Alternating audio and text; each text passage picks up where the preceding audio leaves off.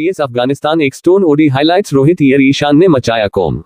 नमस्कार दोस्तों, भारत और अफगानिस्तान के बीच खेला गया पहला वनडे मुकाबला ऐसा रहा जिसमें हर कुछ ओवर बाद कहानी बदलती रही। कभी लगा भारत पूरी तरह मैच पर कब्जा जमा चुका है तो कभी अफगानिस्तान वापसी की कोशिश करता दिखा। लेकिन जिस अंदाज में भारतीय बल्लेबाजों ने शुरुआत की उसने मैच का माहौल शुरू से ही गर्म कर दिया। धर्मशाला के ऐतिहासिक और खूबसूरत मैदान पर जब दोनों टीमें आमने सामने उतरी तो स्टेडियम का माहौल देखने लायक था। चारों तरफ भारतीय फैंस का शोर, हाथों में तिरंगे और सबकी निगाहें टॉस पर टिकी हुई थी। भारतीय कप्तान शुभमन गिल ने जैसे ही सिक्का उछाला, किस्मत ने उनका साथ दिया और भारत ने टॉस जीत लिया। शुभमन गिल ने बिना देर किए पहले बल्लेबाजी का फैसला लिया। उनका इरादा साफ था, पहले बोर्ड पर एक विशाल और पहाड़ जैसा स्कोर खड़ा करो और फिर अफगानिस्तान पर दबाव बनाओ। लेकिन असली सरप्राइज तब मिला जब टीम इंडिया की प्लेइंग 11 सामने आई। अनुभवी हिटमैन रोहित शर्मा के साथ युवा सनसनी यशस्वी जायसवाल ओपनिंग करने मैदान पर उतरे। पूरा स्टेडियम रोहित के गगनभेदी नारों से गूंज उठा। हर किसी के मन में एक ही सवाल था कि क्या भारतीय सीनियर टीम के ये विध्वंसक बल्लेबाज धर्मशाला की तेज पिच पर कुछ खास कर पाएंगे। लेकिन शायद किसी ने भी यह नहीं सोचा था कि धर्मशाला के मैदान पर आज ऐसा तूफान आने वाला है जो वनडे क्रिकेट की सारी सीमाओं को पीछे छोड़ देगा। जैसे ही रोहित शर्मा और यशस्वी जायसवाल क्रीज पर पहुंचे, अफगान गेंदबाजों की सारी योजनाएं कुछ ही मिनटों में बिखरने लगी। पहला ओवर तेज गेंदबाज फरीद अहमद मलिक लेकर आए। पहली गेंद पूरी तरह डॉट रही। दूसरी गेंद पर यशस्वी ने सिंगल लिया और रोहित शर्मा पहली बार स्ट्राइक पर आए। तीसरी गेंद थोड़ी सी शॉर्ट थी और रोहित ने अपनी मशहूर टाइमिंग का नजारा पेश करते हुए पॉइंट के ऊपर से ऐसा कड़क चौका जड़ा कि गेंद बिजली की रफ्तार से बाउंड्री लाइन पार कर गई। पूरा स्टेडियम तालियों से गूंज उठा। यह तो सिर्फ एक छोटी सी शुरुआत थी। दूसरे ओवर में अजमतुल्लाह उमरजी गेंदबाजी करने आए। पहली गेंद पर रोहित शर्मा ने अपने कदमों का इस्तेमाल किया और लॉन्ग ऑन के ऊपर से एक गगनचुंबी जड़ दिया। दूसरी गेंद पर कड़क चौका और चौथी गेंद पर फिर एक शानदार पुल शॉट। श्रीलंका के बाद अब अफगान खिलाड़ियों को भी समझ नहीं आ रहा था कि गेंद आखिर कहां डालें। दूसरी तरफ यशस्वी जायसवाल भी शानदार लय में दिखाई दे रहे थे। उन्होंने कवर ड्राइव और पुल शॉट के जरिए लगातार रन बटोरे। तीसरे ओवर में फरीद अहमद दोबारा गेंदबाजी करने आए। रोहित ने पहली ही गेंद को एक्स्ट्रा कवर के ऊपर से चौके के लिए भेज दिया।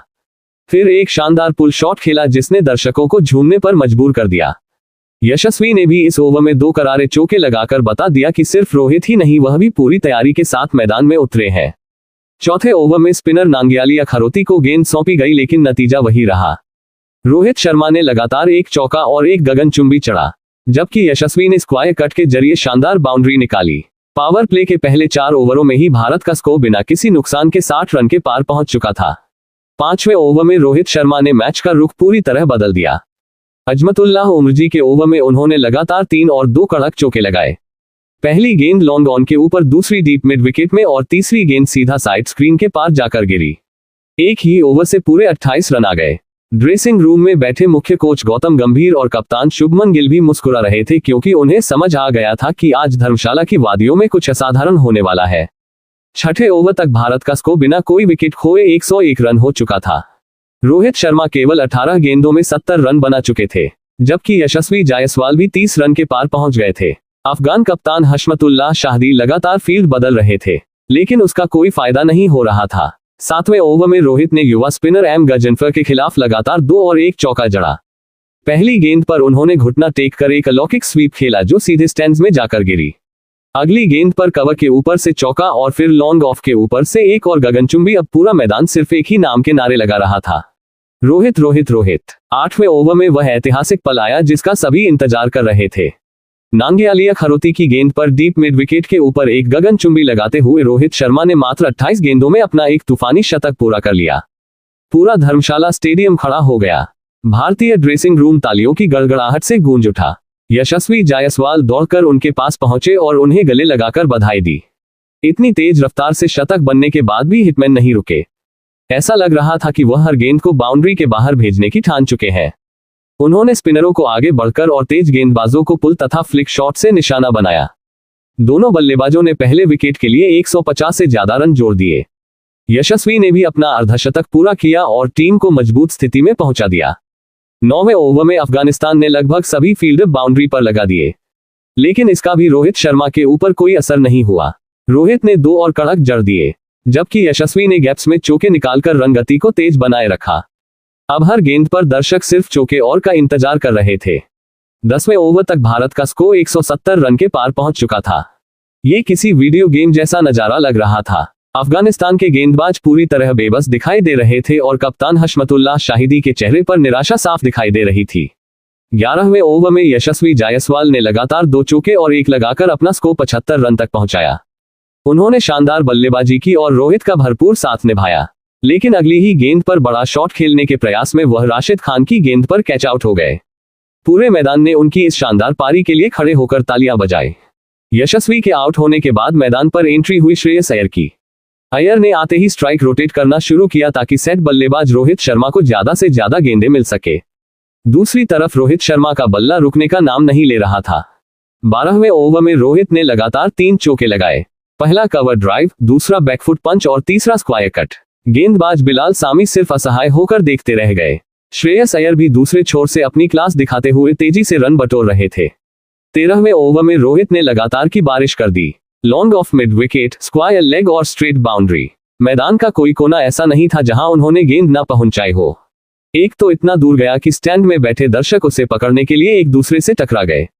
जब 13वां ओवर समाप्त हुआ तब भारत का स्कोर 210 रन के पार पहुंच चुका था और रोहित शर्मा अपने वनडे करियर की सबसे विस्फोटक पारियों में से एक खेल रहे थे।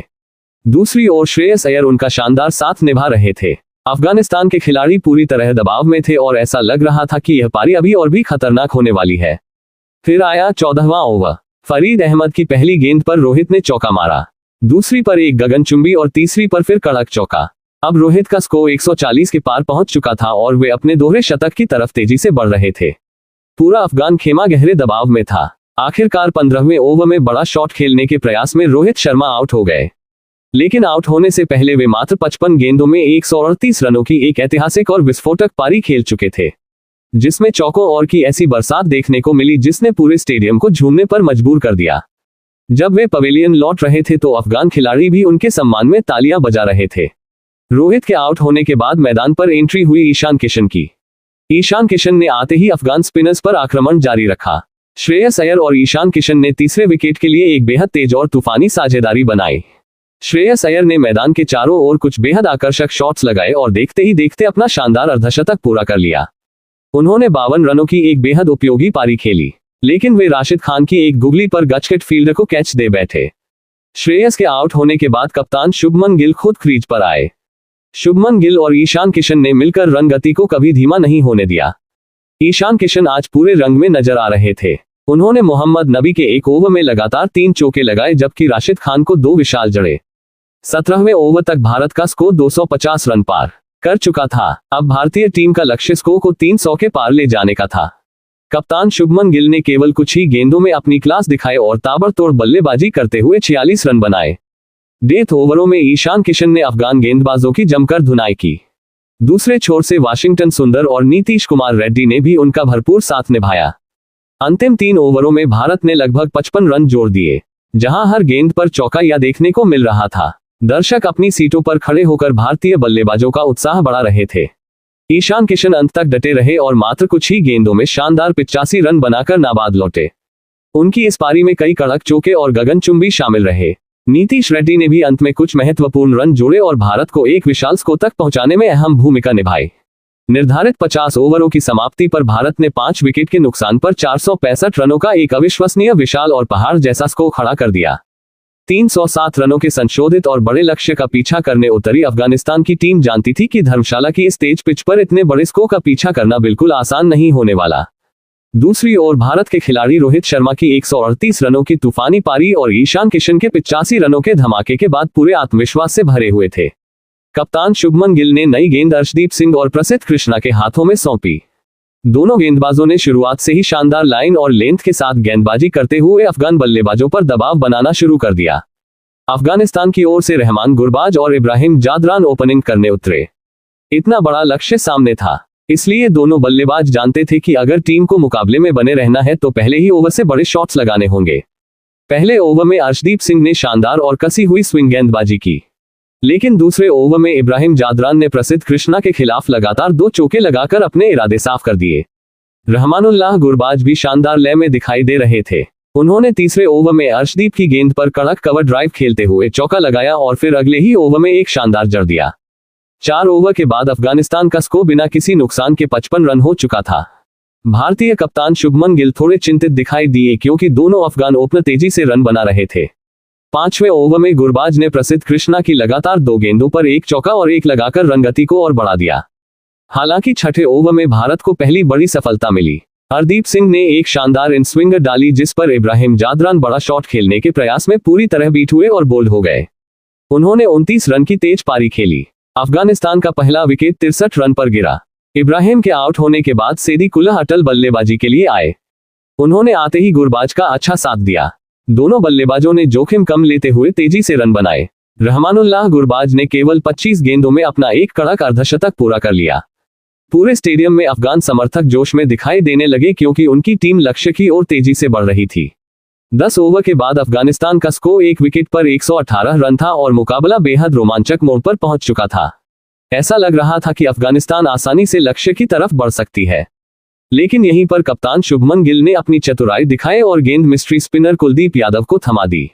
कुलदीप यादव ने आते ही मैच का रुख पूरी तरह से पलट कर रख दिया। अपने पहले ही ओवर की तीसरी गेंद पर उन्होंने सेदी अटल को अपनी फिरकी पर चकमा दे दिया। बड़ा शॉट खेलने के प्रयास में अटल डीप मिड विकेट पर खड़े फील्डर को एक सीधा कैच दे बैठे।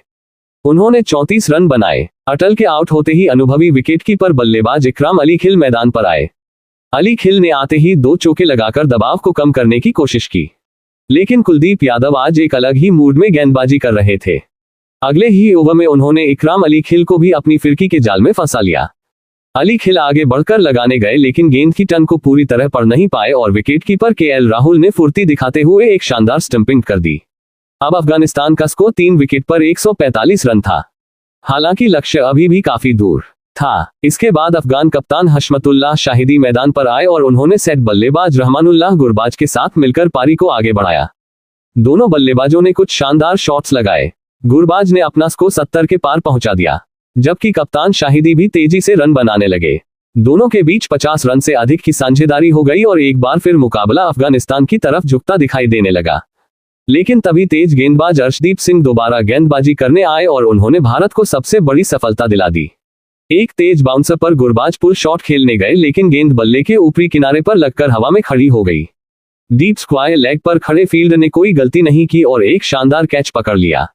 रहमानुल्लाह गुरबाज 78 रन बनाकर आउट हुए और उनके आउट होते ही अफगानिस्तान की जीत की उम्मीदों को बहुत बड़ा झटका लगा। अब रन रेट लगातार बढ़ रहा था। कप्तान हशमतुल्लाह शाहिदी ने अपनी लड़ाई जारी रखी लेकिन दूसरे छोर से लगातार विकेट गिरते रहे। मोहम्मद नबी कुछ बड़े शॉट्स लगाने के प्रयास में वाशिंगटन सुंदर का शिकार बने। इसके बाद अजमतुल्लाह उमरजी भी ज्यादा देर नहीं टिक सके और प्रसिद्ध कृष्णा ने उन्हें क्लीन बोल्ड कर दिया। अफगानिस्तान का स्कोर अब 6 विकेट पर 210 रन हो चुका था।